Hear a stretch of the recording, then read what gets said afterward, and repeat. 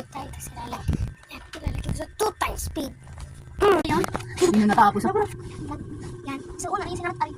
Pati mo natin yung hangin kasi nakabuhok natin. Ayusin natin yung pinakasapin at yung una. Ayusin natin. Yan. Like that. Tapos, itong mga sapin na kayo. Sapin ng kapatid ko. Dapat itupi. Ayan. Perfect. Tapos ganyan. So, yun na. Last but not the least.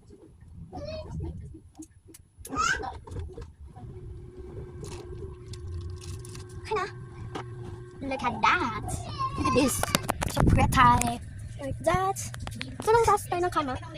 At dito ko nakulot. And, yan.